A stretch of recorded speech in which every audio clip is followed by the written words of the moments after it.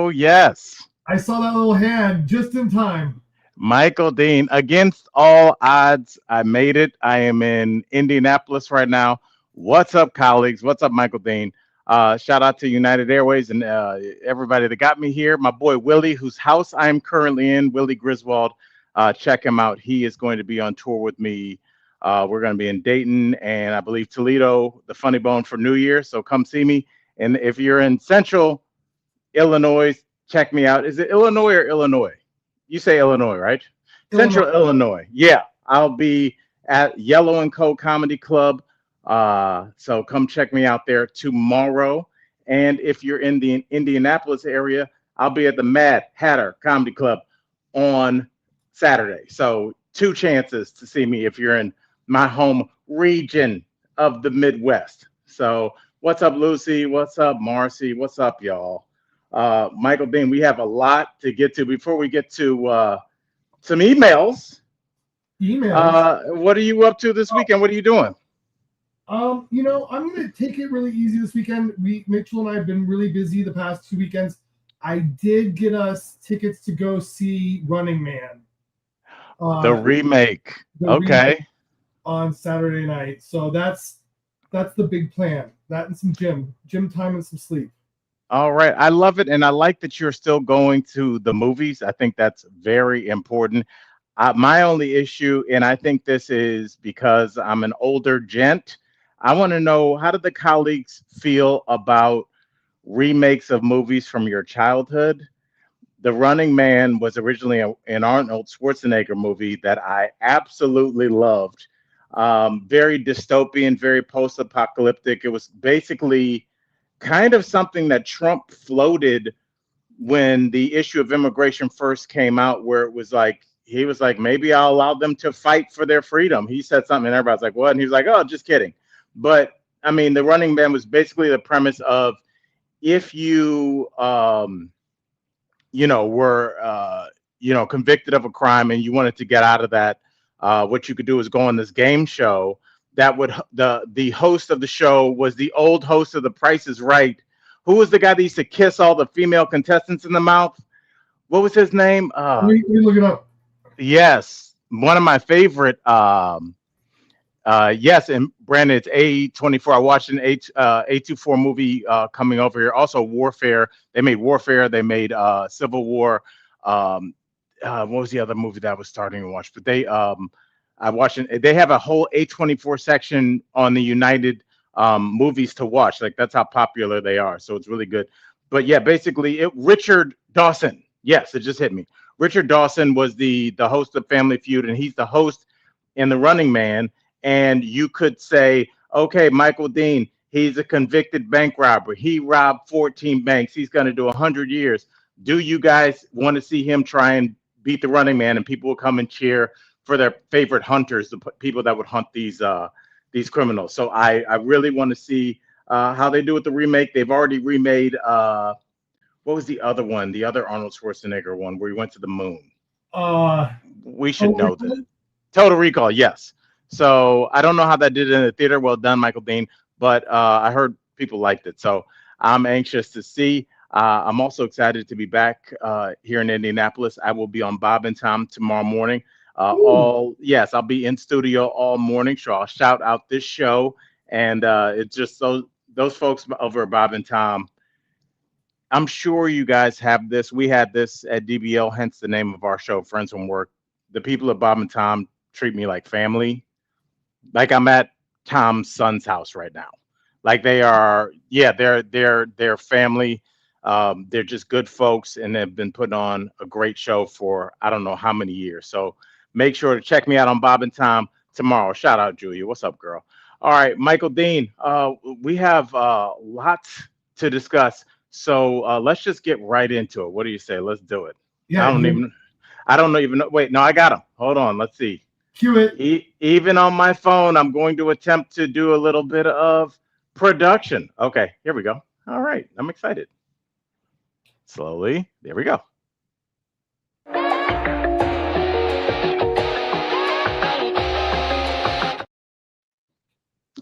I want all the colleagues to know that I'm doing the show under the constant pressure that my phone is going to fall down. I know that's what would have happened right as I was like asking my lover overseas to marry me. I'd be like, listen, Zendawe, I want to tell you that I've been looking at you, and then it would kill all the momentum. So that's why I don't do it. Side note, I remember this, Michael Dean, when I was still a middle school teacher. Um, my first period class was filled with like some really incredible kids. It was my honors class, and I remember talking to this kid, and he was from Amsterdam. His dad was an ambassador, and I remember even back in the day, I was like, oh, "Don't you miss your family? How do you talk to your family?" And he was like, "Oh, we use this app called Skype," and it hadn't come out yet to normal people, and I was just like, "Okay, buddy, sound good. You talk to your family on the phone, cool." I just thought it sounded like such BS. And it's like if I had listened to that kid and invested. Meanwhile, how did Skype miss out on this? Why isn't Skype like bigger? It was like way ahead of its time. Yeah, okay. I don't know. And the thing wasn't Skype like it was like a Microsoft product or Microsoft bought it, and then like then it just ends up being like going away the dinosaur because big corporations like that don't. Yeah, they don't. Right, Skype, and GoToMeeting. I remember seeing commercials for GoToMeeting, and I was like, who the hell would be in a business meeting why don't you just go fly there? And meanwhile, then COVID hits and Zoom came out of nowhere and just blew up. No one nobody checking for Zoom a year before COVID. People are like, Zoom, you better Zoom your ass out of here. Now it like runs the world. So it's all about like all these little companies. And I think we're kind of at the forefront of that with AI. So I'm curious. All right, let's get into it, Michael Dean. What's going on today? I haven't been able to follow the news. I've heard some things. This really started to break yesterday, and then there's more fallout today. But of course, we're talking about these Epstein emails. Democrats released a couple yesterday that really indicated that Trump knew more. These were emails between Epstein and Ghislaine Maxwell. Ones where he talked about he definitely knew about the girls, that he spent an entire morning with one of them in his kitchen, just all these things. And then Republicans responded by releasing 20,000 more documents. But I heard a report this morning on NPR. Those documents included over 1,000 references to Trump. And some of them included just all sorts of terrible things about him, how his nose was pressed to the glass or almost pressed to the glass, passing by the girls swimming in bikinis and it all seemed to be. And then, of course, a lot of emails about Epstein being worried about Trump and his political career. And, it just really seemed to be that, I think he even described Trump as the dog that hasn't barked yet, meaning that Trump had the goods on Epstein. And, of course, this whole thing, like Trump saying that he knew Epstein was a creep, it leads me to believe he knew that Epstein was more than a creep. Absolutely. I think at this point, of course, Michael Dean, you're such a professional. We do have to be judicious and say that nothing has been proven yet, but it's pretty obvious what was going on. It almost to the point where I feel like it would be a waste of time to entertain the idea that Trump was just hanging out with this guy and had no idea. I mean, what would you do, Michael Dean, if you came over? I said, hey, me and Sarah are going to be watching the game on Sunday. You and Mitch should swing by, and you just came by, and there were just 6 14-year-old girls hanging out. No relation to us, no relation to any kind of project we were doing. It's like, oh yeah, that's so-and-so. You should go hang out with her. Like we're adults here. We all know what's going on. And that even anything slightly adjacent to that would have caused any adult that I know and every colleague on this thread to go into an existential panic.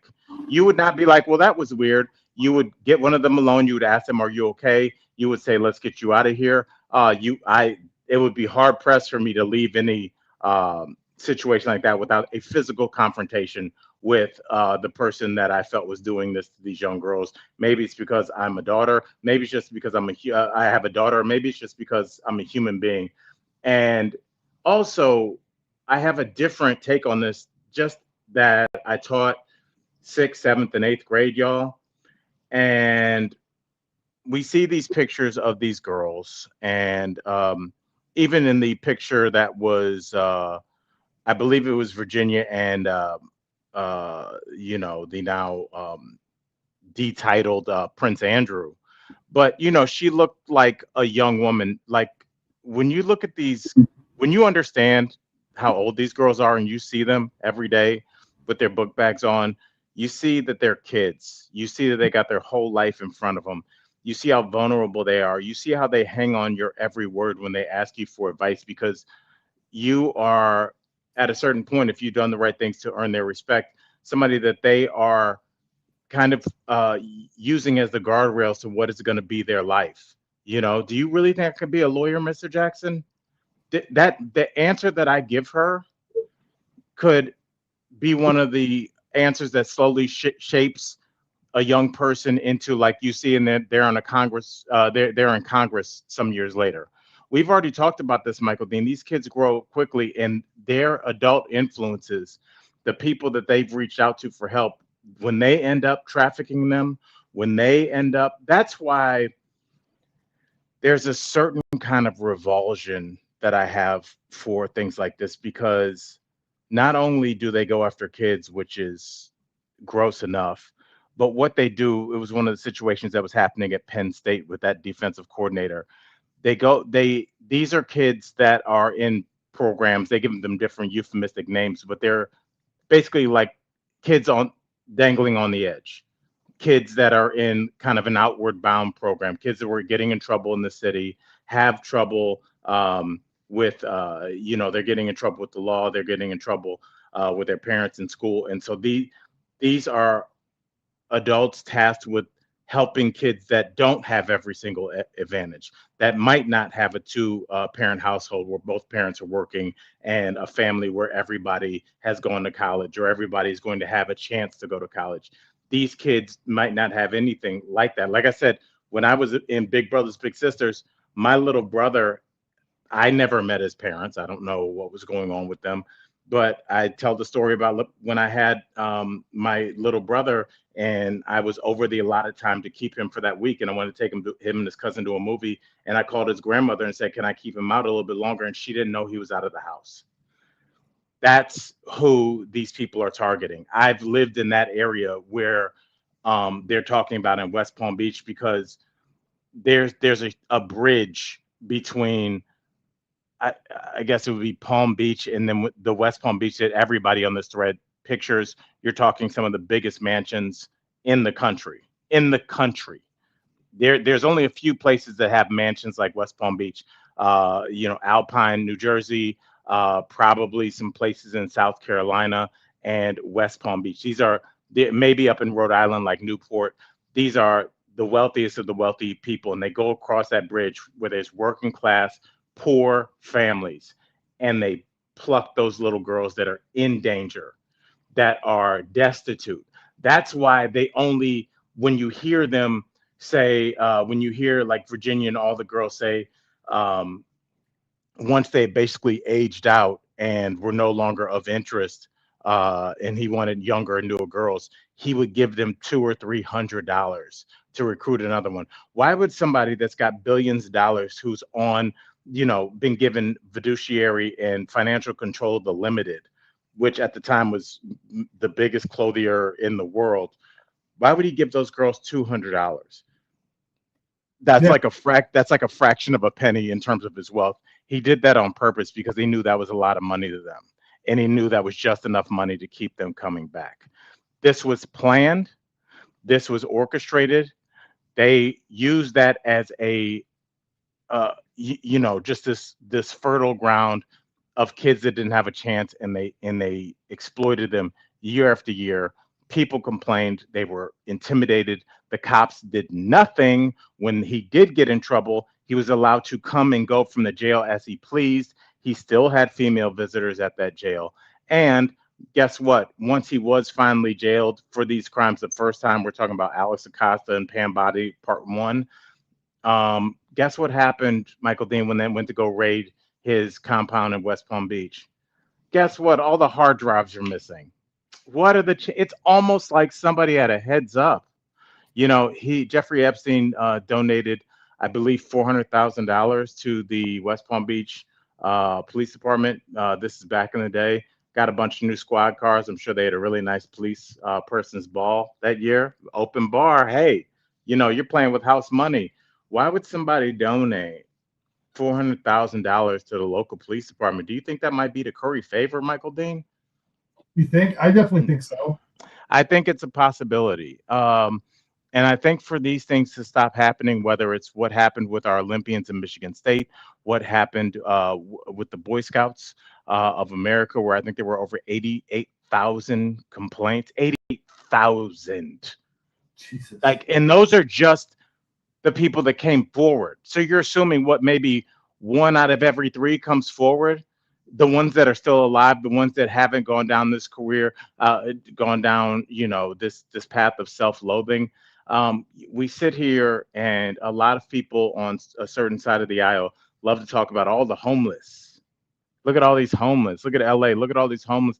No one ever says, where do they come from? They come from the wars that we greenlight, that we never question why.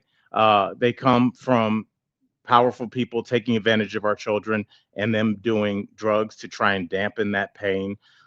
There is an underclass in this country that is exploited for its labor, that is exploited for its ability to go to the army, and it's exploited for nefarious sexual violent purposes. I don't even want to equate that with sex. Those are children. This is an act of violence that has nothing to do with sex. And it's just allowed to go on because, you know what? If you keep your mouth shut, Michael Dean, you can become the attorney general. If you keep your mouth shut, Alex Acosta, you can become, he's sitting on the board over there at Newsmax. Yeah. If you can remember, Mike Johnson kept his mouth shut about a pastor of whatever kind of church he's in, was a violent sexual predator, and he kept his mouth shut. Why do you think these people move up? No one ever talked about Mike Johnson. Now all of a sudden he's the Speaker of the House. How'd that happen? Because people know who can keep their mouth shut. If I'm doing shady shit, Michael Dean's the last person I'm hiring, because Michael Dean is not going to stand for that. Marcy's not going to stand for that. Julia's not going to stand for that. Tori, my mom, that's why you don't hold these positions, because they can't have you in there, because you have morals and moral clarity, and there's no amount of money that you'll sacrifice a child for. And there's a lot of people that they're like, I ain't see nothing. Oh yeah, we got those files. Wait a second. No, we don't. I mean, look at where we are, Michael Dean. It's so sad. So, it seems like more and more of these document dumps and emails and stuff are pointing towards Trump. But, really what so many of the MAGA people, the MAGA movement want, and, obviously also a lot of Democrats, is just this list of men who were involved with this. Do you think, the Arizona senator, the new congresswoman, she signed that discharge petition. There's going to be a vote next week in the House on releasing the rest of the Epstein documents. Do you think we're going to be able to finally figure out a list, or do you think, as Jerry told us, that all of the most damning information and names and all of that will have been, deleted from all of that? Well, the one thing that gives me hope, because you assume that the people that are in charge of releasing the documents that they don't want to release, it's kind of like, have you ever seen a dude get caught cheating by his girlfriend, and she's like, let me see your phone, and he's like, okay, here you go. He's like deleting text as he hands it to her. The good thing, and first of all, I said, guys, like, I haven't been that guy before. Yes, former dirtbag, reformed. But the good thing is that thousands of FBI agents have been through these documents, and so they have their own. So they will be there. Hopefully, there'll be at least one or two that are honest about if anything is missing. So I do take some. I do have some hope that if these emails are coming out, and these are pretty damning. I think they're pictures, Michael Dean. I think there's video, Michael Dean, and I don't think that it's because, remember, the estate of Jeffrey Epstein released these. The government did not release these, so there's more than one copy, buddy. And I think this was a warning shot over the bow. some of those emails were even Epstein offering pictures, damning pictures of Trump to this reporter, Michael Wolff, I think is his name.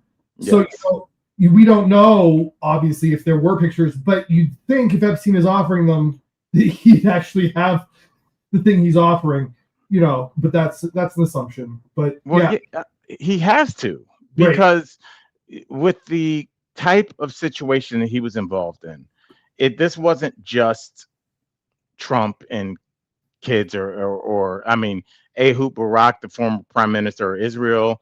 He was photographed. I remember seeing a photograph years ago of him walking in the front door of Jeffrey Epstein's mansion, and he's just doing one of these to reporters. And it's like, I always think about not only how many world leaders are stitched up in this, but just that the fact that Ehud Barak guy knew that he would be photographed going in there, and he was like, "This is probably a bad idea," and he still went in. Michael Dean, can you imagine? All he had to do was not do that, and he still. That is the compulsion of some of these men, and I think what we're eventually going to do is there will be, obviously, I think, socially, because it's just such a taboo third rail subject as the abuse of young people by powerful ones. That's what initially got this MAGA base whipped up into a frenzy, but they thought it was going to be Bill Clinton and Bill Gates and Stephen Hawking and all these Democrats. And you notice, as the kids used to say 4 or 5 years ago, they're not keeping that same energy. No. Because this is the reason we know who Kash Patel is. Him and Dan Bongino, they got famous as a podcaster. Yes. Yeah, they got famous as podcasters saying release it, and then they got in that position of power, and then all of a sudden we just don't hear from Kash Patel. But we do see him taking private jet trips with his girlfriend, who's a singer. That's a story we never got to. Yeah, that was interesting. Wow. That is interesting. Do you want to move on to yes, please. Big thing today? Yeah, let's move on. I'm gonna turn you down a little bit. Yes, you go. Let's do it. Okay. Are you gonna do the here? Okay. What's the next story? Are we going to? I got it.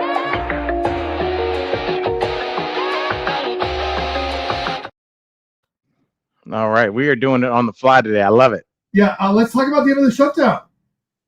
Yeah. Longest shutdown in history.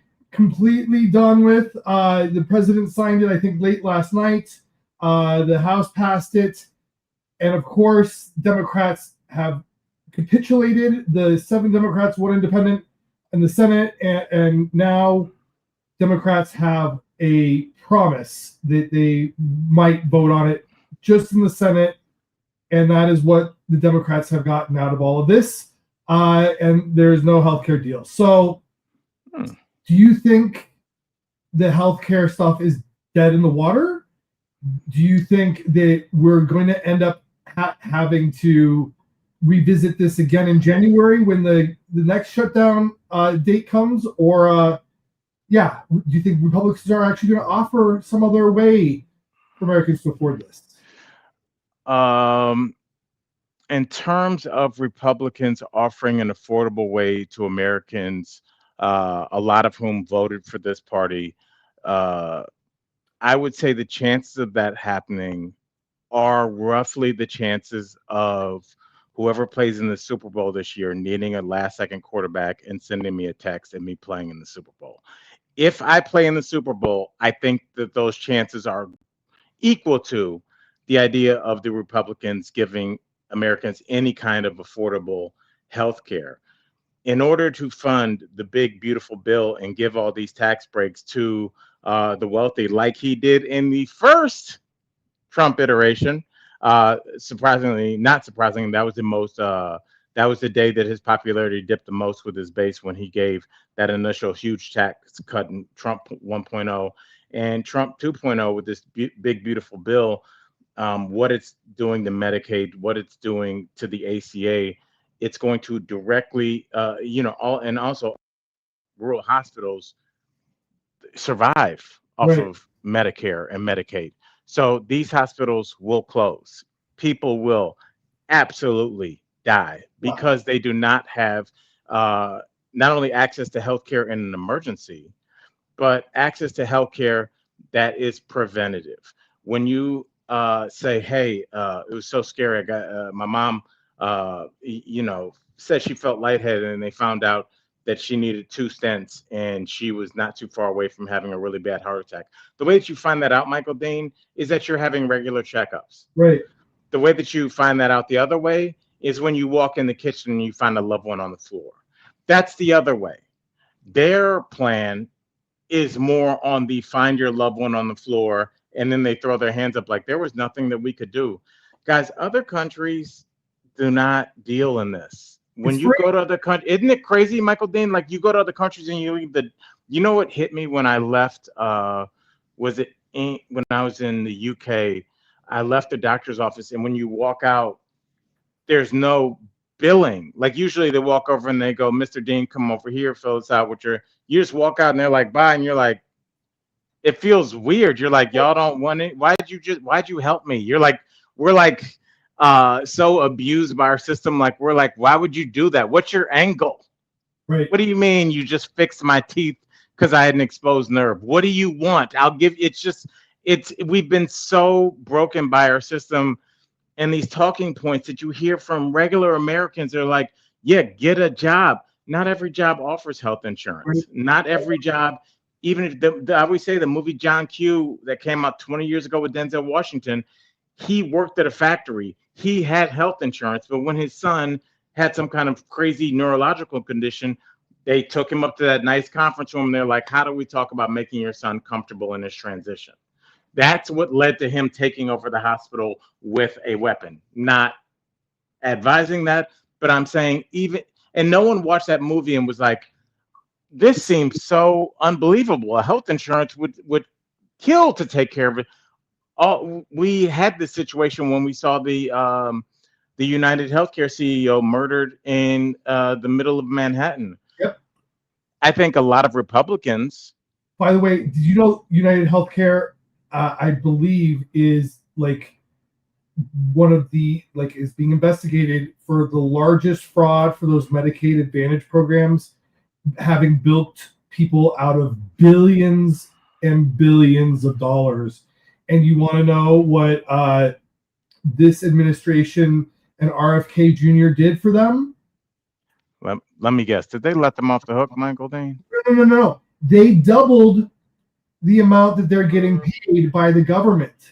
So they stole billions of our taxpayer money and are being investigated for it, and they're just giving them more. Yeah, because this is what we get with Republican administrations. I'm not in the business of like we play everything down the middle. Guys, I'm 50, y'all around the same age. We've seen this. We saw this with George Bush Jr. As soon as he got in there, we're in a war for 20 years, and we have the mortgage crisis, which Obama had to take over because they just allow this idea of deregulating everything. Like that's a good thing. The reason we have regulations is because if they don't, these companies that make your baby formula, that make your oat milk, that make your cat litter, will figure out the cheapest way to do that. And if that means that there's mashed up glass in there, okay. If there means that there's asbestos in your powdered milk, we saved a few bucks. Companies are not here to be your friends. So we have to regulate them so they don't kill us. So these corporations are like, well, we don't really want those guys in there because they cost us money. So they bring in Republicans. Republicans bring the talking points that their base wants to hear, whether it's immigration, whether it's anti-wokeness, or colleges not doing something, Starbucks baristas with pink hair, whatever it is. They cloud the discussion with these nonsensical talking points that are not going to affect your life. But do you know what will affect your life? When you don't have health care, when the people you love have been ripped off by whether it's a scam via the place that they go to seek medical therapy, or just regular scams that are allowed to go unchecked because these departments are dismantled, because departments that are designed to protect the consumer are no longer around. And there's a reason why you keep hearing more and more people saying, I got scammed. I got scammed. I sent this guy, my grandmother sent this guy, her retirement, and now she's she's done for. There's a reason why this happens every time that these people are in power, and it's because they don't represent the people. They represent a small amount of people. Our system is set up for the states who do not have the most amount of people, but have the most amount of red. The Dakotas have twice as many senators as California does. California has 40 million people. The No, Dakotas have well, everybody has the a same amount. million and a half. No, I'm saying the Dakotas together, North and South. Right, right. Right. So yeah, so they have four. So roughly, I can't imagine that North and South Dakota do have more than 2.5 million people, and so those 2.5 million people have twice as much say as the world's fourth largest economy. There's a reason why none of this stuff works when it gets to paper. It's because there is an outsized advantage to a minority, and we end up living in under minoritarian rule that which most people did not vote for, and that is why there's always this simmering anger in this country. Michael Dean, Do you want to guess, Al, how much the U.S. spends in healthcare costs per person? And this is, of course, for the most recent year that they have the information available. So it's 2023. So it's 2 years old. But do you want to take a guess? how much each individual pays? How much healthcare spending there is per person? So, like, of the total amount of dollars spent on healthcare in this country, and you divided that by the number of people, like roughly 330 million. I have no clue. You have to. I'm curious. $14,570 per person. Now, I don't know about you, but I definitely didn't get $14,000 worth of care last year. Absolutely not.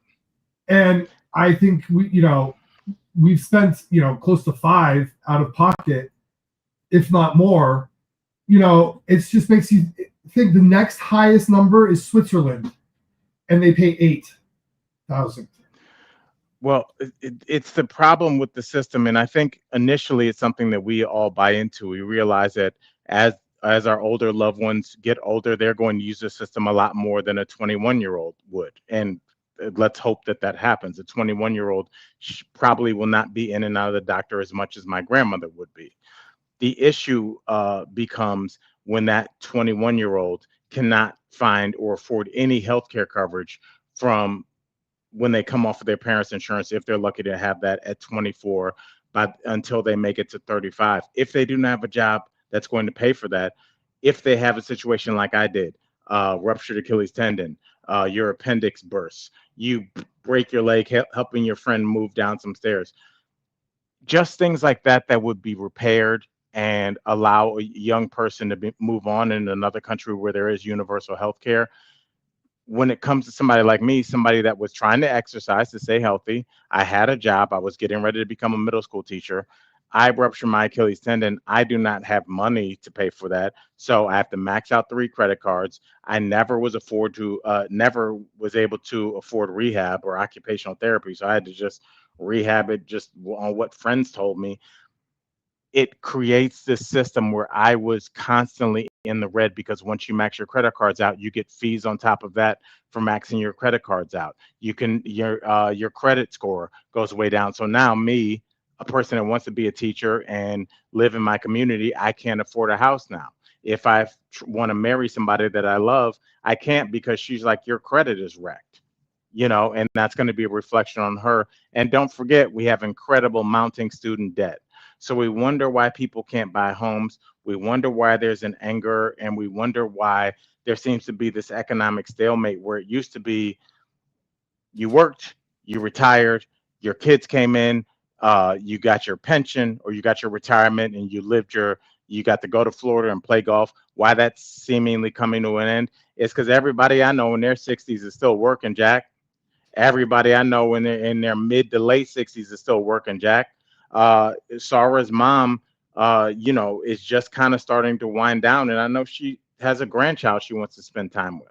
She wants to be a grandmother, but she was working up until really the end of this year because you can't stop working. And if you do attempt to stop working to spend some time with the people that we all love, you're called lazy and get a job. I'm sorry, liberal. It's just they've really indoctrinated this country. I think I told you this, Michael Dean. I was in Spain one time and I was crashing with a buddy of mine. And he had a flat and it was pretty empty. And I walked in and I put my bag down. I was like, man, I wasn't even insulting. I was like, yeah, I like the way you live. You just very frugal. And he's like, you Americans and your things. And it just like he started showing me pictures of like the parties that his family would have and the interaction he had with his community, and that people leave their house. They don't just kind of like stack their house with ATVs and couches and 80-foot televisions everywhere. They interact with the people they love, and they don't have as many things as Americans have, but they do have peace of mind that they will be taken care of after they're no longer deemed worthy to work by this society. Yeah, I think about the fact that I'm going to be in Buenos Aires at the end of the month, and guess what? I mean, they're in a terrible economic situation, but they have universal health care. Yeah, well, we helped out with that, didn't we? Yeah. Hey, let's get to something a little bit different. Please, let's do something fun. Yeah, this is fun adjacent. This is fun adjacent. I mean, whatever. This is still. Let's put it still with one of these.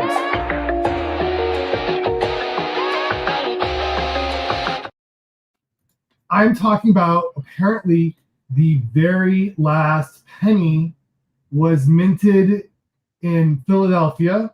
There's now, of course, the two mints, Denver and Philadelphia.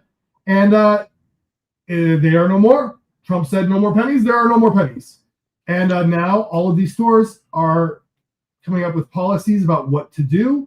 And it seems like some, like McDonald's, might be rounding up.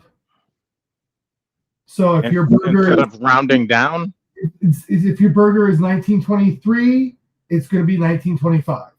If it's 1922, it'll be 1920. But other stores are going to go ahead and just round down no matter what. And this is, of course, only if you pay in cash. Interesting. I mean, does it mean that it is the end of everything that we look at that's advertised being 1999? I was wondering about that because the truth of the matter is, like, it's still gonna, like, if you pay by card or if you pay by your phone, if it's digital, it doesn't matter. The penny exists. Right. But in terms of the actual physical coin and being able to get that from a register or from people, it's not going to happen. Let me ask you this, Michael Dean. Do you think nickels are next? Oh. I do know that there was a good economic reason for getting rid of the pennies. Apparently, it cost more to make than they were worth. Right. It cost 3 cents to make 1 penny. So it just didn't make any sense. But, I always think about this conversation, and I know I've told it, but it's it really illuminates me how younger generations look, because I don't think that I think most people that are watching right now at some point in our lives had a gigantic jar next to the bed or in the kitchen that had coins, and every 8 months, every year and a half, you would go to the coin, start dumping in, and you'd be like, there's $349. And we're used to coins, but my kids, after I tried to give my daughter cash to go to the mall, I tried to give her a 50 and she looked at it like I had just pulled it like out of some weird place on my body. And I was like, is this not enough money? And she was like, can I have your card? She was like, it's plenty of money. But I realized that kids look at cash as this dirty. If your whole life has been buying things online, rarely buying things in store. And when you do, you have your parents' card or maybe a teen Venmo debit card. When somebody hands you a 50, it's all beat up. It looks like it just got out of the hospital that morning. Like 50s look gross. Like dollar bills look really gross. And then so I asked my kids, I was like, do you guys like have quarters? And my son looked at me and he goes, do you mean like coins? And he said it in such a like we were talking about pirates booty or something, like just like this abstract notion. So I wonder, would younger kids even notice if Yeah. coins went away? I don't think arcades use them anymore. So payphone. So when would you ever? Are we really just baby stepping into a coinless world? Well, it's interesting. I just looked it up. Do you want to guess what the cost of each nickel is? I'm gonna say 9 cents. No, it's almost 14 cents. Oh, so the nickel's real nervous right now. It's like 3 times. Yeah. Yeah. It's like the person that does the job right next to you just got fired and you look and their desk is empty. And they're like, you're safe. Don't worry about it, Jackson. You're like, you call your partner like, yeah, we need to start doing some DoorDash. Right. Yeah, I think the nickel's in trouble because, again, the nickel is just, I guess you can always make the argument for quarters. But I think dimes and nickels, I never see them. You never really. I remember back in the day you would use them for parking spots, but even that's gone. Like, do we need coins, Michael Dean? Yeah, well, quarters apparently only cost 12 cents. So those are still economically, viable currency for us, I guess. Right. Yeah, I think nickels are next. He should have just done it in one fell swoop. But, then that means that burger you get is going to be rounded up to the next 25 cents. Would you rather things just be $1, $2, $3 and just get it over with? Just get it over with. I totally agree with you. Although, yeah. I mean, I guess at the end of the day, I'd rather pay $1.50 than $2 for something.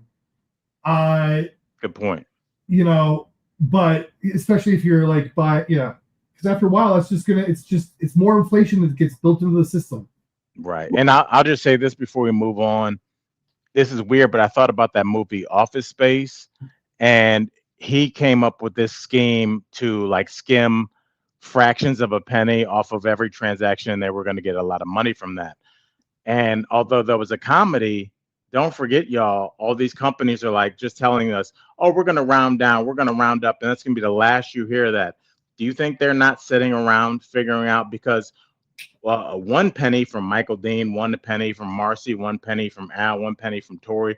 Yeah, that's not that much, but over the course of millions of transactions, this could be potentially very lucrative. And who's going to be tracking the penny? But I wonder how many people are going to be tracking hundreds of thousands and millions of transactions that involve pennies or even fractions of a penny, because you can get rich doing that too. Hey, Al. Talk to me. Ask you, if you could text Jesus, would you? Yes, but it's very intimidating because if you text Jesus and he leaves you on red, then you're like, I'm not that important. Like, it's not worth it, because it's like, and then like, you're so nice, you'd be like, Al, maybe he didn't see it. I'm like, Michael, then he saw it. Jesus, I said, hit me back ASAP, bro. Like, come on. It's like, I don't know why. I have to know why you're asking me that. Well, there's a new AI app. It's a little controversial. It is, lets users text Jesus, AI Jesus, which, is always available and will not leave you on red.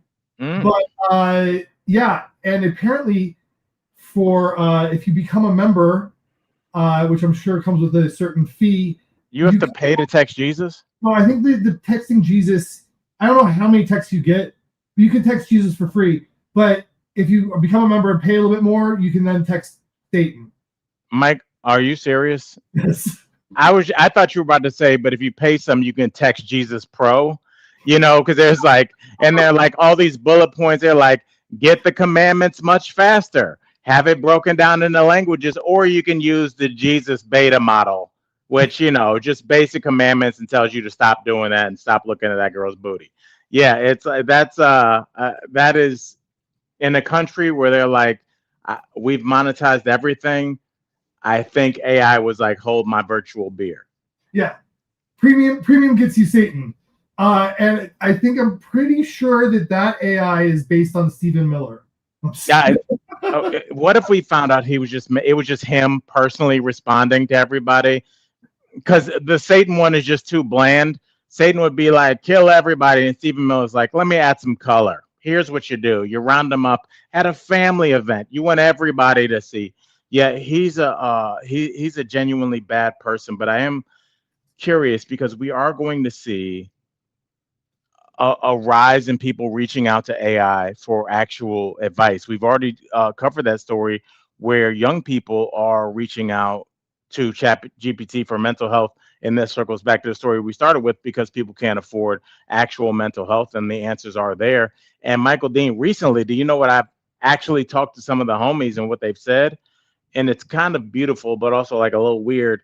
A lot of my friends, they have teenage daughters, and they're not quite sure what to say, or some guys, just don't have the words or the eloquence to say exactly how they want to say, and they'll go to Chat GPT and say, how do I tell my daughter I love her, but I don't want to go to the dance because I don't trust her friends? And like it'll print out a text for you to send, and you can adjust it. How do I seem more loving? How do I seem more forceful? So I think, like anything, AI and Chat GPT is going to be the best thing that happened to us and the worst thing all at the same time. I do have to admit that I spent most of my day going over my packing list and getting everything ready for my upcoming trip with AI. And I actually started to plug in all of the clothes that I had, and it gave me day and night looks for my entire trip. It broke it all down. It told me what to wear for the whole thing based on where I'm going to be with like all of it. And now I just have I just put in my notes on my phone, so I don't even have to think about getting dressed in the morning or anything. It's just done. It's just done. So could you say, I'm going to Buenos Aires with my mom. What's a great restaurant for us to hit that's going to be under $40, but also good for the fact that she doesn't eat meat, and like it'll just break everything. It's done it all for me. Like, it's also told me where to pack things, how to organize it. Like you want to make sure you leave these things on top. Like, is there anything I missed? It's gone through and it's like, actually, these are some things that you like. It told I get some laundry bags. Like, what was the other thing that was really? Yeah, it's just been the most helpful thing ever. I mean, it really is the gift and the curse, isn't it? Yeah, I have never been so prepared, and it's just weird. Yeah, I don't know. I fought it for a long time, but I can't lie. It's been very effective and very helpful when it comes to this show. When it comes to somebody like me that has a lot of good ideas, but is very I struggle with organizing them. I struggle with time management and just like what deserves how much time. So I don't know. I think that in a weird way, usually folks our age are a little bit later to embrace technology. But I think we are at a certain age where we're not pushing back on technology. I mean, you guys are all on here right now. We all are pretty savvy with social media. Uh, and so, like, we embrace technology, but also I think we're kind of humble enough to say, hey, I'm a little weak in this area. I'm not going to be really good planning Michael Dean's surprise party.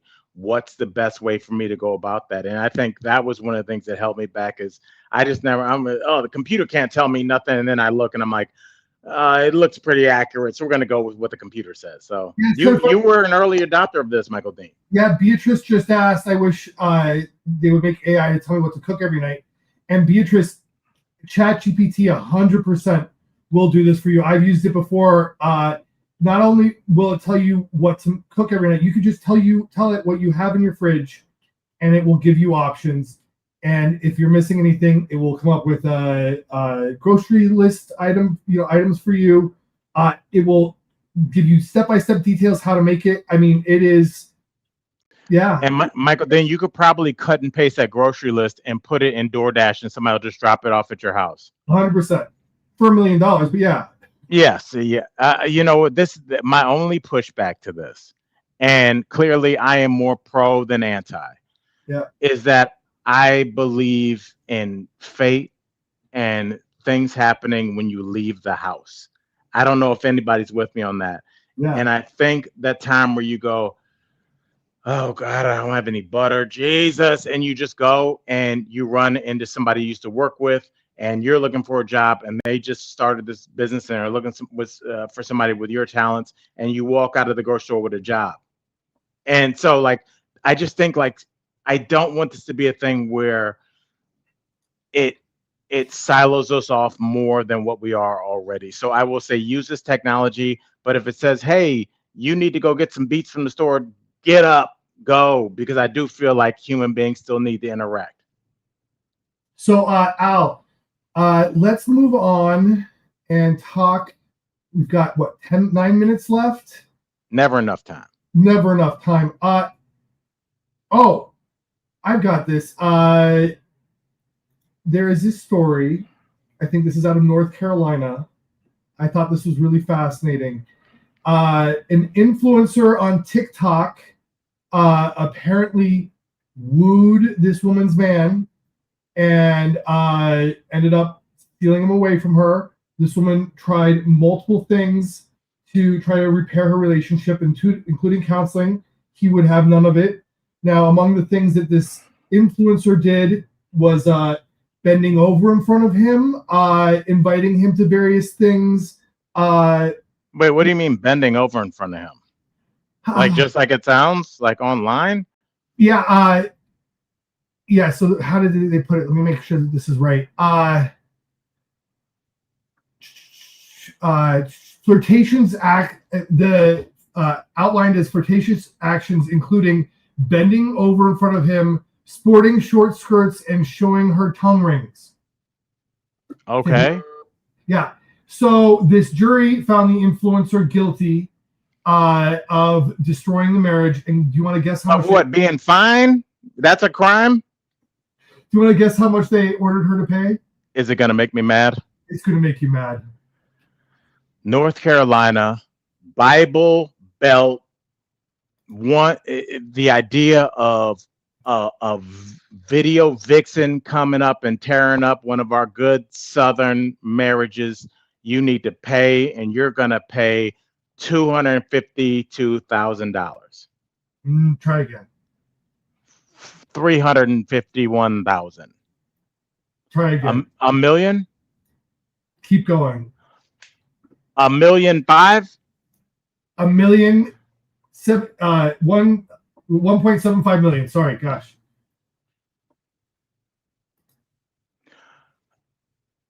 What was the? I'm very curious as to what instructions the judge gave the jury, because those instructions can often dictate how what they go after. Because is this now legal precedent? If I could, would this? Okay, if that attractive influencer and the husband she wooed worked together and he did not look at her online, could they say this woman was wearing short skirts and she was showing a lot of cleavage and he left me, so she needs to pay me $2 million for having 36, 24, 36? Is like, I'm always like, what is the crime? Yeah, I understand the breaking of a contract. I understand that, but it seems like there was punitive damage based on her very. I mean, I don't think her bending over in front of me would have done anything. I'm an old man that's dead inside. Well, but like, I wouldn't leave SAR. I'd be like, oh yeah, a 20-year-old bent over. Yeah, I'm clicking off. So that you can't be sexy. Like, I'm really curious about what the legal. Well, so these are called alienation of affection laws. And can you say that again, please? I heard ancient aliens. Alienation of affection laws. Okay. And 5 states have them: North Carolina, Mississippi, New Mexico, Hawaii, Utah, and South Dakota. So if can I guess what that is? Yeah. It's like you stop touching your partner. You stop being sexual towards them. No, this isn't a law allowing an individual to pursue legal action against the person involved in infidelity with their spouse and responsible for the ending of their union. So this is the other woman or the other man now is liable for having stolen your partner. Well, what responsibility does your partner have to allow themselves to? I don't understand that at all. You're literally just suing the other party. And So, just in case you're curious, I've got a picture of this influencer. yes, please. Yeah, here she is. That's the influencer? Yep. She now has to pay $1.75 million. There is no shade here. Does she have $1.75 million? I mean, Is she famous? What's her name? her name is Brene Kennard, and she has nearly 3 million followers on TikTok. So, What does she do? Sexy stuff on there? I've watched a few of her videos. She shows off her nails. She was showing off her shopping haul. There was one that I thought maybe with this man that she allegedly stole, but I wasn't really sure. There's some hate on it, so I thought maybe that could be it. But yeah, she shows off her nails and makeup and all that stuff and doing it. So I think she's multifaceted influencer. See, the way that I look, Michael Dean, I'm just like looking at the aesthetic. That did not look like a person that has $2 million laying around to hand out to somebody's wife.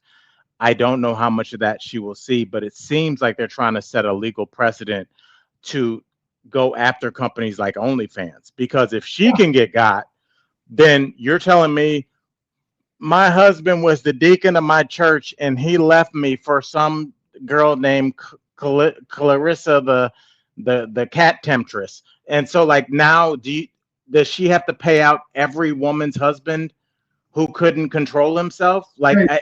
it seems like this is setting the table for something like OnlyFans to be banned in certain areas because of what I'm so hot you can't control yourself.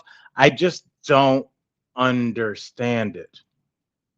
I mean, I guess it makes you think twice about going after a married man in those states. But I don't even know if that's. I mean, I think you're right. There needs to be some liability on the partner in this whole situation. Or I thought because when we went to dinner with Jerry, Tori's incredible father, we had a great dinner at Panzano's. Did I say right? Mm-hmm. Yeah, and what Jerry was saying was that most states are no fault states at this point. So I wouldn't think that it would matter why you got divorced, whether it was an influencer or you didn't pick your clothes up after you took them out of the hamper. Either way, we got divorced. I didn't think the reason why would also be in a punitive $1.7 million, unless I think you might be able to say that if you and your partner had a business together and they did something so untoward that it damaged the business maybe irrevocably. Yes. Yeah. I said it right the last time and I'm not saying it again. If you did something where it's like you owned a kid's gym and then you did something that got out and we saw membership drop, your lawyer could say, look at the punitive cost to my client because of her husband/business partner's actions. But the fact that like, hey, my husband caught feelings for you, so you need to pay up. It's like it sounds like an issue between you and your husband. I ain't got nothing to do with that. I'm sorry. And she can't show her nails off. Yeah, I mean, I think this is ridiculous. Personally. Yeah. Well, I mean, but it does show, and I don't know if I said this on the show, but I was talking to a good friend of mine, and I was like, it's interesting that we are educated in American high schools. We are told that we're probably, a lot of people move away. A lot of people move out of state and start their new life. You should check the laws in the state that you move to because they are wildly different. Some places, marijuana is legal, like Denver and the old Boston market around the corner from us, where I used to drive through and get cornbread. They'll hand you a blunt out of that window. And some places, like where I am here in Indiana, if you got 3 blunts on you, you might do like 60 days in the county. Ooh. Like, so yeah, and it's a 2-hour flight away. So I'm just saying, like, wherever you are, you should check the laws, especially if you're going to be getting married in that state, because you have no idea what you're signing up for. And especially like this guy, maybe he was clearly spending a lot of time on the internet. He could have looked up some state laws. Yeah. Well, Al, it's about that time. You've got your shows coming up this weekend. Yes. Want to talk about them again? Yes, really quickly, y'all. If you are in the Mahomet area, Central Illinois, not too far from Champaign, I will be at the Yellow and Co. Comedy Club tomorrow, Friday night. Y'all come out, show you love. And if you're in Indianapolis, right, the suburb right next to it, come to Greenwood. I'll be at the Mad Hatter Arts and Entertainment event complex. One show Saturday night. Come check me out, buy some tickets. I know ELC said he's going to roll through, so I can't wait to see more colleagues. That's what's up. That's exciting. Way to go, ELC. Yeah, and check me out on Bob and Tom tomorrow morning. If you're up and moving around, I'll be in there all day, so you can't miss me. When do you get back? I get back Sunday, so we'll be back running on Monday, and we will have nailed our schedule down once and for good on Monday. I appreciate you guys rocking with us. Clearly, we're going through transition, but it's good transition because it's permanent. So we just want to make sure we can get a schedule that we can all rock with. So give us a couple more days, colleagues. We would not be anywhere without y'all. And I will pop back on. I'm saying it now, Michael Dean. I'm going to give you the day off tomorrow, but I'll pop on tomorrow, and maybe we'll do a Q&A or something. We'll do something fun on a Friday. But I want to just appreciate you guys riding with us, and we always want to give you content. And guess what? This world don't stop moving, so neither do we. Michael Dean, take us out.